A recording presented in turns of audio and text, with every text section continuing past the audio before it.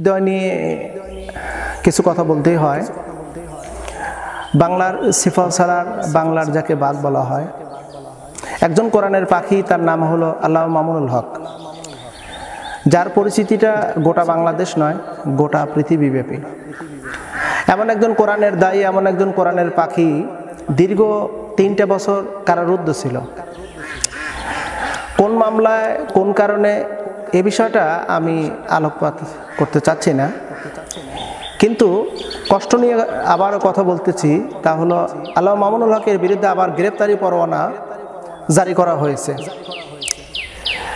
এই কথা, এই ঘটনাটি শোনামাত্র হৃদয়ের ভিতরে যেন কুরুক্ষেত্র যুদ্ধের উপক্রম। আমরা অবাক হয়ে গেছি। 3টে বছর কারারুদ্ধ হওয়ার পরে তাকে আবার জামিন দেওয়া হলো, মুক্তি পেল। যখন আল্লামা মামুনুল হক মুক্তি পায়, তখন গোটা বাংলাদেশে যেন একটা ঈদের আনন্দের মতন ছড়িয়ে ছিটিয়ে পড়েছে গোটা বাংলাদেশের প্রত্যন্ত অঞ্চল পর্যন্ত।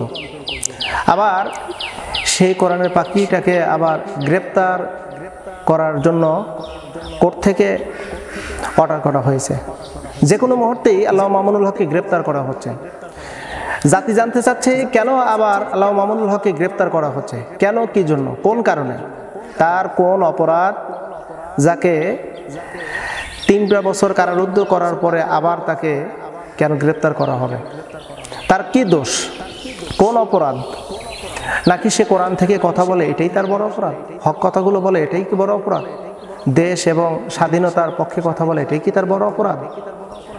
কোন কারণে তাকে গ্রেপ্তার করা হচ্ছে? তার এই গ্রেপ্তারি পরোয়ানা জারি যখন করা হয়েছে, ঠিক এই মুহূর্তেই আমার দেশের উল্টো জগৎ চলচ্চিত্রের একজন নারী, যার ঘটনা সম্পর্কে আমরা সবাই অবগত আছি, পরিমণির বিষয়টা নিয়ে কিন্তু আবার কোর্টে উঠতেছে। একই টাইমে যেখানে আল্লামা মামুনুল হকের গ্রেপ্তারি পরোয়ানা জারি করা হচ্ছে, ঠিক সেই মুহূর্তেই পরিমণির ঘটনাকে তুলে নিয়ে আসা হয়েছে এবং তার বিষয়টা আবার নতুন করে সাজানো হচ্ছে। তারটা হলো ইস্যু, আর মূল ঘটনাটা হলো আল্লামা মামুনুল হক। পরিমণির বিষয়টা নিয়ে যেটা কোর্টে সাবমিট করা হয়েছে, যে তার বাসায় কে কখন কোন সময় এসেছে, তার বয়ফ্রেন্ড কয়টা, কখন কোন টাইমে কে কখন পরিমণিকে ধর্ষণ করেছে, এ সমস্ত কাগজপাতি নথিপত্র কোর্টে জমা হয়েছে এবং সেই সাথেই কিন্তু আল্লামা মামুনুল হকের বিষয়টাও কিন্তু উত্থাপিত হচ্ছে। পরিমণির ঘটনাটাকে দিয়ে, তার একটা ইস্যু দিয়ে আল্লামা মামুনুল হকের ঘটনাটাকে ধামাচাপা করে তাকে গ্রেপ্তার করতে পারলেই নাকি তাদের স্বার্থ হাসিল হয়ে যায়। তা আমরা একটা প্রশ্ন করতে চাই বারবার, যে আল্লামা মামুনুল হককে কেন গ্রেপ্তার করলেন, 3টে বছর রাখলেন, 3 বছর রাখার পরে আবার তাকে ছেড়ে দিলেন, কেন ছেড়ে দিলেন, আবার কেনই বা আবার তাকে গ্রেপ্তার করার জন্য কোর্ট থেকে নোটিশ দেওয়া হলো? প্রশ্ন করতেছে জাতি।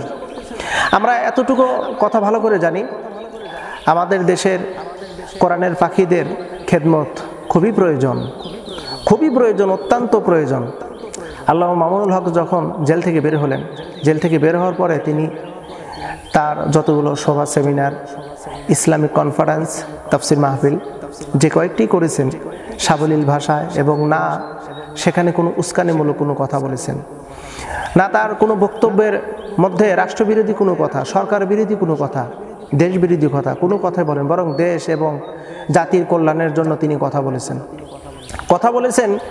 এই পথহারা পথভ্রষ্ট জাতিকে কিভাবে সরল পথে আনা যায়, জাহান্নামী মানুষগুলো কিভাবে জান্নাতের পথে অগ্রসর হয়, কিভাবে মানুষ হেদায়েতের রাস্তা পায়, এভাবে এই কথাগুলোই তিনি তার আলোচনার ভিতরে কিন্তু তুলে এনেছেন।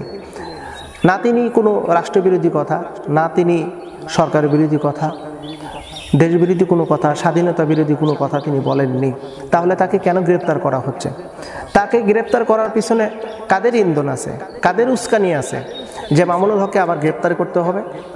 মামুনুল হক গ্রেপ্তার যদি আবার হয়, তাহলে আমাদের আবার মেরুদণ্ড ভেঙে যাবে।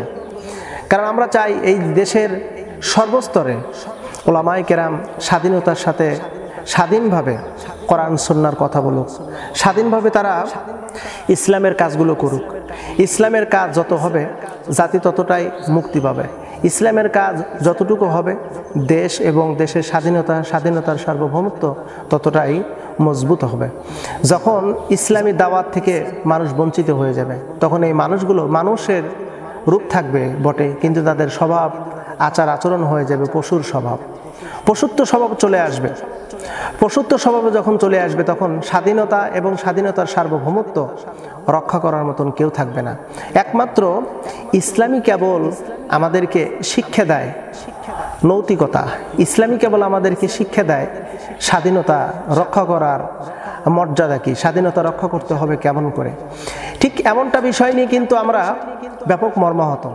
আজকে যাকে তাকে যখন তখন যে কোনো আলেমকে গ্রেপ্তার করবে আবার ছাড়বে, এতে কিন্তু আমাদের জন্য কতটাই ক্ষতিকারক, জাতি কতটা ধ্বংসের দিকে যাচ্ছে একটাবার কি কখনো আমরা চিন্তা ফিকির করেছি? আমাদের কুঠার আঘাত করে বারবার ওলামায়ে কেরামদেরকে নির্যাতন করা হচ্ছে, একটাবার কি আমরা কখনো কল্পনা করেছি? এমনটি কল্পনা যদি আমরা করতাম তাহলে আমার দেশের নাগরিক, আমার দেশের ওলামায়ে কেরাম কখনোই নির্যাতিত হতো না।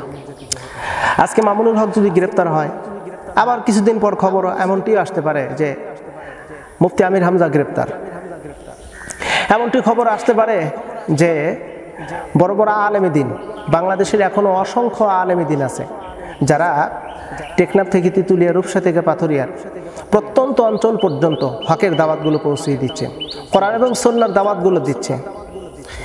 এখন যদি একজন আলেমকে গ্রেপ্তার করে আর একজন আলেমকে আতঙ্কে রাখে, এভাবে আমাদের ওলামায়ে কেরামদের যে স্বাধীনতা, আমাদের স্বাধীনতা কিন্তু কেড়ে নেওয়া হচ্ছে, আমাদের স্বাধীনতাকে ধ্বংস করে দেওয়া হচ্ছে। আমাদের কোনো অপরাধ, কোনো দোষ, কোনো ত্রুটি সেটাকে কিন্তু জাতির সামনে তুলে আনা হচ্ছে না।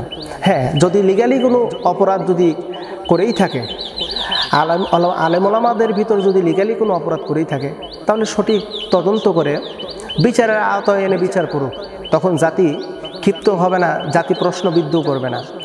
আর যখন বিনা দোষে কোনো আলেমকে যখন গ্রেপ্তার করা হবে, আলেমকে যখন জেলখানার ভিতর নেওয়া হবে, তখন কিন্তু জাতির মাঝে প্রশ্নবিদ্ধ।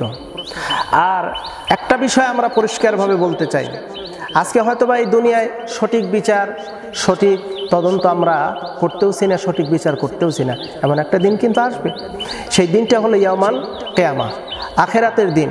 আর আখেরাতের দিন এমন একটা দিন, এই দিনে কিন্তু সবাইকে একত্রিত হতে হবে, আর সেই দিন কিন্তু প্রশ্নবিদ্ধ করা হবে, তুমি কেন অমুক ব্যক্তিকে তুমি নির্যাতন করেছো, কেন তুমি অমুক ব্যক্তিকে কষ্ট দিয়েছো, কেন তুমি একজন আলেমের রক্ত ঝরিয়েছো, কেন আলেমকে বিনা দোষে কারারুদ্ধ করে রেখেছো, কেন তুমি আলেমকে ঘর ছাড়া করেছো, কেন তুমি আলেমকে পরিবার ছাড়া করেছো।